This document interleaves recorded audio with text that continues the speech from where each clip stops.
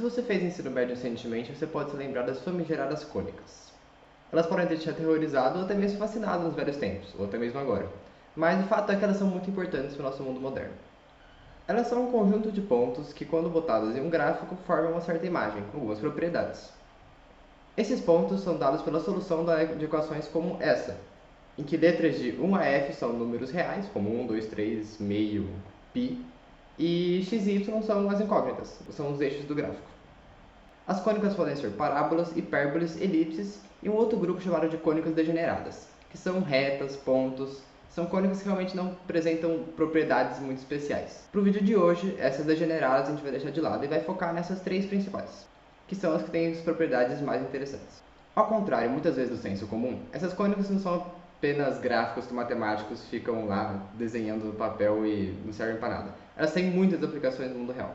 Algumas delas são, por exemplo, o lançamento vertical, quando você pega algo e lança para cima, você forma uma parábola. Ou muitas vezes são usadas na arquitetura. Diversos prédios e construções famosas são baseadas em cônicas.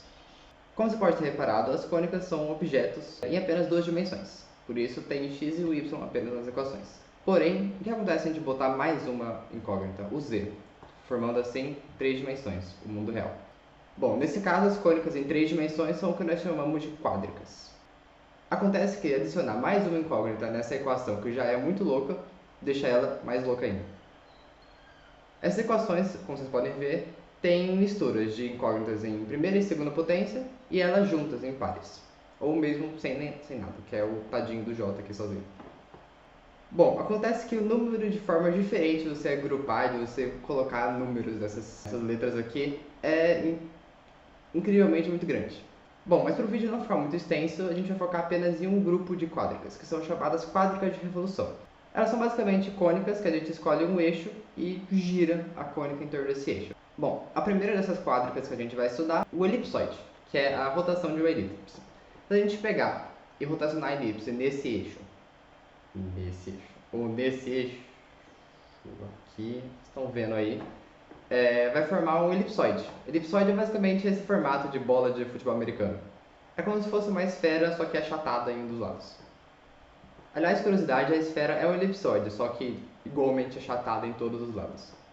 Bom, acontece que o elipsoide é a melhor aproximação para o formato do nosso planeta Terra. Na verdade, de qualquer planeta. Bom, o senso comum é de que o planeta Terra é uma esfera. E ele meio que é mesmo, só que um pouquinho deformado, meio amassado de um dos lados. Esse amassadinho do planeta Terra ele é explicado pelo movimento de rotação da Terra. Isso faz com que, se você pegar a distância entre um polo e outro da Terra, vai dar menor do que a maior distância possível entre dois pontos, sendo os dois no Equador. Então, os dois em lugares diferentes da Terra. A segunda cônica, que se a gente rotacionar vai dar uma quádrica, é a parábola. Pegando o eixo que passa pelo foco e o vértice da parábola, então aqui eu espero ter botado, e girando a parábola em torno desse eixo, você vai criar um paraboloide. Você pode não estar reconhecendo ele nessa imagem, mas eu tenho certeza que você já viu ele em algum lugar da sua vida. Esse lugar é o formato da antena de TV. Bom, como é que funciona uma antena? A antena ela vai ter um sensor que vai captar as ondas eletromagnéticas que estão passando aí pelo ar. Porém, o sensor é um negócio pequenininho, é tipo assim, e acaba que existe uma chance da onda eletromagnética nem passar por ele, ou existe uma chance de muita pouca onda passar por ele, e acontece que o sinal acaba ficando muito fraco. A solução seria criar um sensor gigante para captar o máximo de ondas eletromagnéticas, mas isso seria meio caro, o sensor não é a coisa mais barata da antena. A solução então que encontraram é botar um paraboloide na frente do sensor.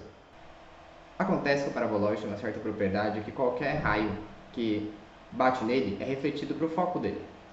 Ou seja, se você pegar um paraboloide bem grandão, deixar uma área dele bem grande, para pegar o máximo de ondas eletromagnéticas possíveis, e deixar o sensor bem no foco, todas aquelas ondas que baterem naquele paraboloide vão para o foco. Isso faz com que o sinal fique extremamente maior, e sem necessidade de construir um mega sensor gigante. A próxima cônica que a gente pode rotacionar é a hipérbole. A hipérbole é um caso um pouco à parte. Existem duas formas de rotacionar ela, ou seja, dois eixos em que a gente pode fincar ela e girar para transformar numa quádrica. Nesse vídeo eu escolhi abordar apenas uma dessas quádricas, que é o chamado hiperboloide de uma folha. Você pega a hipérbole, coloca o eixo de rotação bem aqui, onde eu botei, e gira ela. vai criar um hiperboloide de uma folha, que é isso daqui. Novamente, eu te juro que você provavelmente já viu isso na sua vida, você só não está se lembrando. Vou tentar te ajudar um pouco.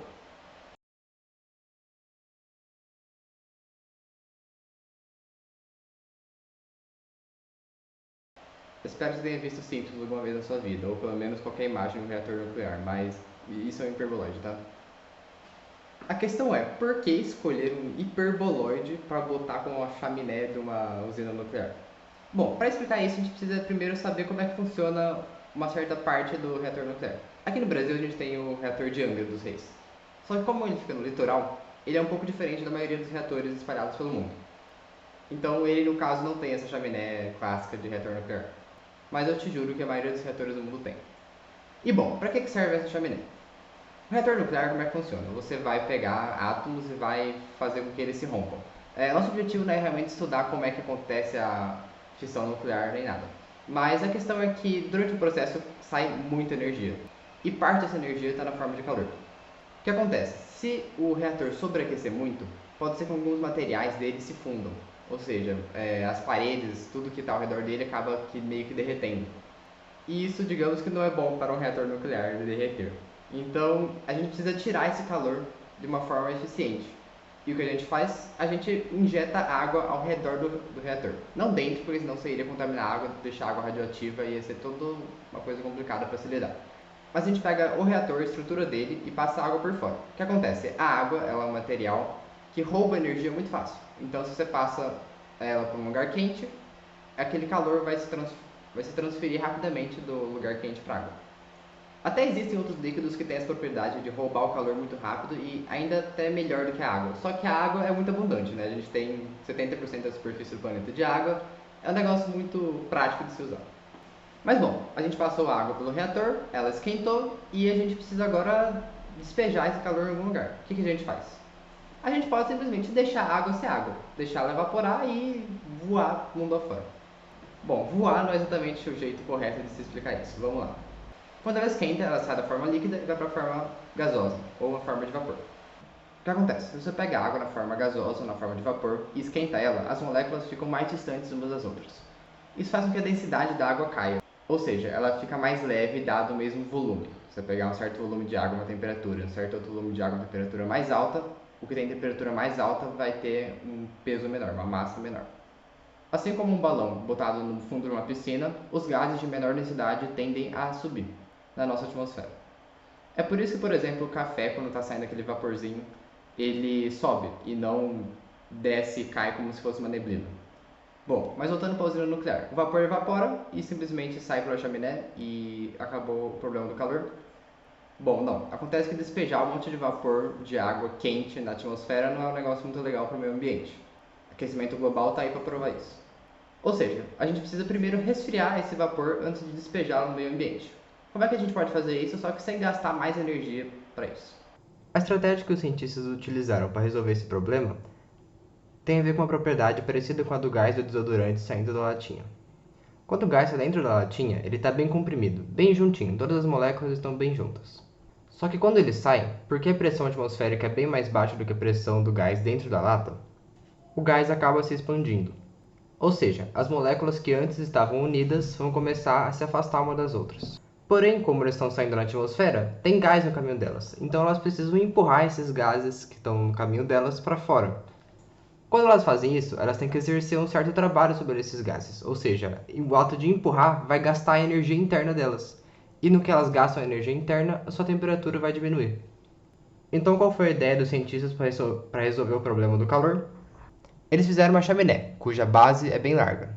Depois, com o tempo, eles vão diminuindo a envergadura da chaminé, para que cada vez mais os gases sejam comprimidos. Em algum momento haverá uma compressão máxima e depois disso a chaminé voltará a aumentar sua envergadura. No que os gases foram comprimidos ao máximo, quando eles começam de volta a se expandir, acontece o mesmo efeito dos gases exercerem um trabalho sobre as moléculas que estão em cima deles para poder se expandir. E nisso, o vapor, ou gás d'água, vai perder energia e vai se resfriar. Ou seja, a gente quer uma chaminé que a base dela seja larga, a envergadura dela diminua um pouco no meio, mas no final ela aumente. Tá aí, um hiperboloide.